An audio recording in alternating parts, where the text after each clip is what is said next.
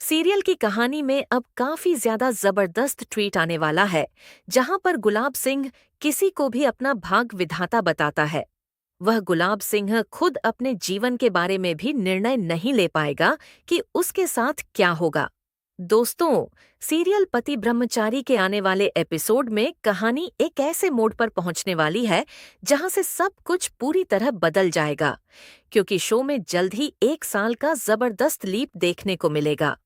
और इस 1 साल के बाद हर किरदार की जिंदगी पूरी तरह उलट पुलट हो चुकी होगी। जहां पहले रिश्तों में थोड़ी बहुत उम्मीद बाकी थी, वहीं अब दर्द, बदला और नई शुरुआत का जबरदस्त तड़का देखने को मिलेगा।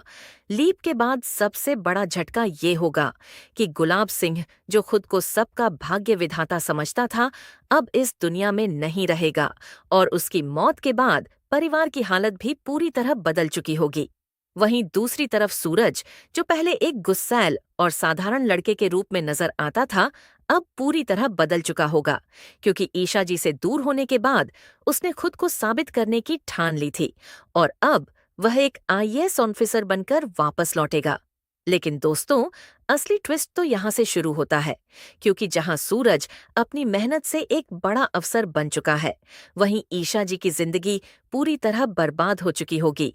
ईशा जी अब आकाश की पत्नी बन चुकी है, लेकिन यह शादी उनके लिए किसी सजा से कम नहीं है,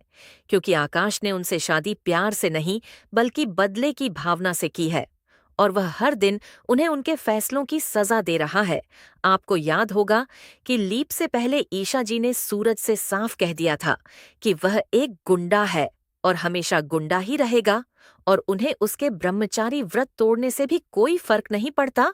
सूरज ने उस वक्त अपने दिल की बात कह दी थी और यहाँ तक कि उसने ईशा जी के लिए सब कुछ छोड़ने की बात भी कह दी थी। लेकिन ईशा जी ने उसे ठुकरा दिया, क्योंकि वह चाहती थी कि सूरज अपनी जिंदगी में कुछ बड़ा करे और एक अच्छा इंसान बने। लेकिन इस फैसले की कीमत उन्हें अपनी पूरी जिंदगी देकर चुकानी पड़ी, क्योंकि उन्होंने सूरज से नफरत का नाटक करते हुए खुद को उससे दूर कर लिया और आकाश से शादी कर ली। लेकिन यह शादी उनके लिए एक दर्दनाक कैद बन गई, जहां आकाश ने उन्हें कभी पत्नी का सम्मान नहीं दिया, बल्कि हमेशा उन्हें नीचा दिखाया और उन पर अत्याचार करता रहा।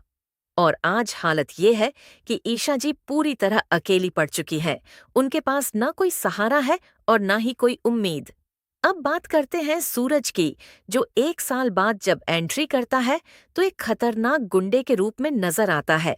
और वह क्रिमिनल्स को बेरहमी से पीटता हुआ दिखता है, जिससे पहली नजर में लगता है कि वह फिर से उसी अंधेरे रास्ते पर लौट गया है। लेकिन असलियत इससे बिल्कुल अलग होती है, क्योंकि सूरज दरअसल एक आईएएस ऑफिसर है जो एक सीक्रेट मिशन पर काम कर रहा है और वह गुंडे का भेष बनाकर अपराधियों के बीच घुस चुका है, ताकि अंदर से पूरे गिरोह को खत्म कर सके और शहर को अपराध मुक्त बना सके। इसी मिशन के दौरान एक दिन उसकी मुलाकात अचानक ईशा जी से हो जाती है और 1 साल बाद अपनी मोहब्बत को सामने देखकर सूरज पूरी तरह शॉक हो जाता है। लेकिन जैसे ही उसकी नजर ईशा जी की हालत पर पड़ती है तो उसका दिल टूट जाता है, क्योंकि ईशा जी घायल होती हैं और उनके चेहरे पर दर्द साफ नजर आता है। और यह देखकर सूरज के अंदर का प्यार और गुस्सा दोनों एक साथ जाग उठते हैं। वह तुरंत समझ जाता है कि आकाश ने ईशा जी के साथ क्या क्या किया होगा और उसी पल वह ठान लेता है कि अब वह आकाश को बिल्कुल नहीं छोड़ेगा और ईशा जी के हर एक आंसू का हिसाब लेकर रहेगा। अब कहानी का सबसे बड़ा सवाल यही है कि क्या 1 साल बाद ईशा जी फिर से सूरज पर भरोसा कर पाएंगी या नहीं,